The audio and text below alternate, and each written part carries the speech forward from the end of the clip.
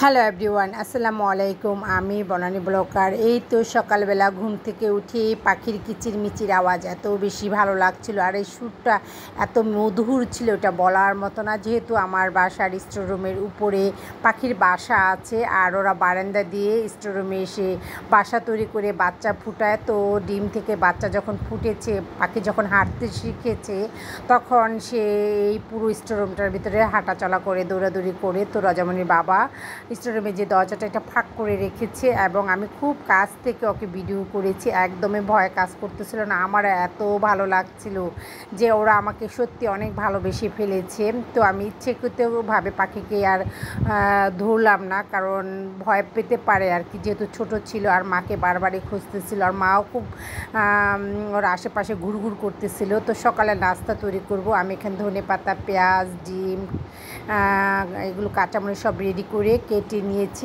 আর আমি সবসময় স্পেশালিভাবে ডিমটা যখন ভাজি, একটু হলুদ, মরিচ, লবণ ফাঁকি দিয়ে ভালো করে পেস্ট করে সকালে ডিম ভাজাটা করে নিচ্ছি। এটা রুটি দিয়ে খেতে বেশ ভালো লাগে, রুটি পরোটার সাথে। তো আমি অল্প তেল দিয়ে আর কি এই ডিমটা ভেজে নিচ্ছি। আর এই ডিম ভাজাটা আমি আমার মায়ের কাছ থেকে শিখেছি।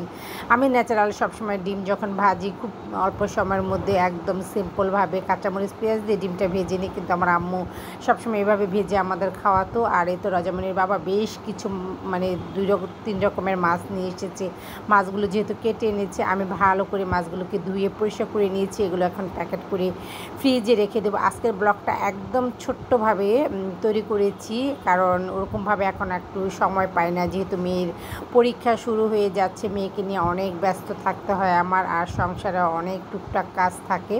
তো এই তো নতুন করে আবার দীপালি আমার বাসায় এসেছে। ওকে যখনই আমি খবর দিই, ও অলরেডি চলে আসে, যেহেতু আমার প্রতি ওদের একটা ভালোবাসার টান আছে। আর আমার শাশুড়ি ওদেরকে অনেক পছন্দ করে, অনেক আসলে গল্প করে, ভালো লাগে এগুলো শুনতে, গল্প যখন শুনি ওদের কাছ থেকে। তো এই তো যেহেতু মাটির কলসি কিনেছিলাম বেশ কিছুদিন আগে, দেখেছিলেন আমার আগের ব্লগে।